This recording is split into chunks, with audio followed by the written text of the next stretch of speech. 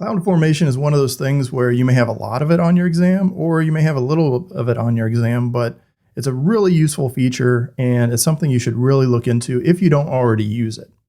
First, it facilitates infrastructure as code, and this is a really important feature, but sometimes it's hard to grasp.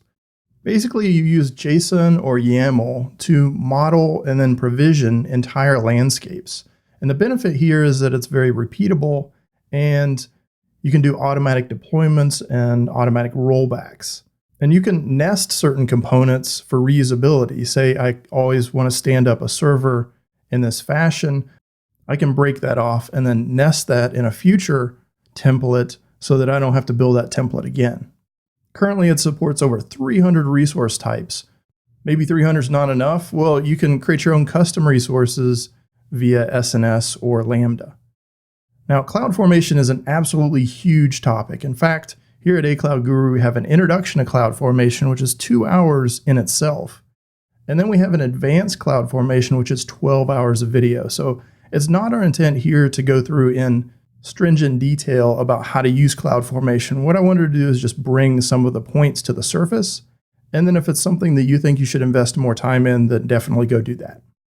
Now, I don't expect you to read this list, but this just gives you a visual indication of all the different services and resources that CloudFormation can support.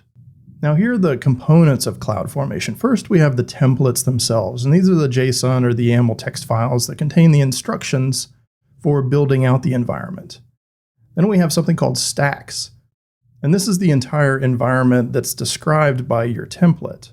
And it's generally treated as a single unit. You can build it up or tear it down as a stack. Then we have something called change sets, and this is a way where you can propose certain changes to your stack. And then AWS can go through those change sets and tell you what specific implications might come from executing those changes. Now here's a sample template in both JSON and YAML. They're the exact same thing, but you can see there's just a different format here. Of this whole file, the only section that's really required is the resources section, and that's what contains all the definitions. In this case, it contains a definition of an EC2 instance with an AMI provided, a key name, and then an EBS volume that we're going to stand up. Now there's a piece to CloudFormation that you should know about called stack policies. And it's designed to protect certain resources from unintentionally being deleted or updated. And an example where you might use this is maybe you want to apply a stack policy that doesn't allow a database to be shut down or brought up. Because if it's a production database, it has live data, and you shut it down and bring it back up and reinitialize it, then you're going to lose all that data. So kind of as a fail-safe, what I would do is put a stack policy against that particular resource to make sure that if somebody accidentally executes a template, it doesn't damage or hurt that database. Now, we can add stack policies via the console or the CLI when creating a stack. But once a stack has already been created, the only way we can add a stack policy is through the CLI itself. And once applied, we can't remove a stack policy, but it can be modified. Now, one of the things to also note about stack policies is that by default, they protect everything. So they prohibit you from making any changes to anything. And so here in our example on the right, we have to explicitly allow updates to all the resources, and then we can deny updates to the resource we want to protect. If we didn't include this allow update, then we wouldn't be able to do anything with the stack. So here's another example of where we're defining a scaling policy adjustment that's based on a CloudWatch alarm. You can see down below the CloudWatch alarm references the scaling policy that's defined up top. Now, there are some best practices that AWS endorses for CloudFormation.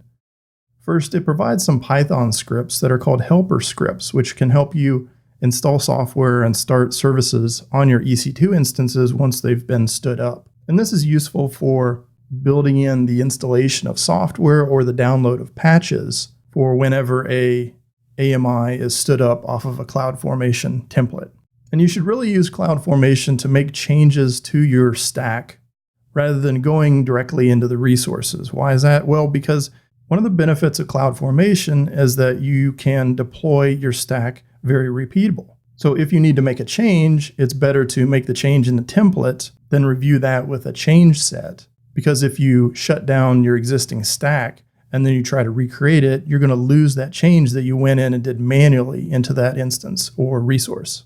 And definitely make use of change sets to identify potential trouble spots. It's difficult when you're editing a template, and some templates can get very, very complex, many, many rows of instruction. And change sets helps point out what changes will happen to your stack that maybe you missed when you were doing the template. And definitely use some stack policies to explicitly protect certain services or resources that you don't want templates to accidentally adjust. And then I would definitely recommend, and AWS recommends this as well, to use a version control system like GitHub or Code Commit to be able to track changes against these templates. And they're just JSON or YAML files. And those work really well in version control systems.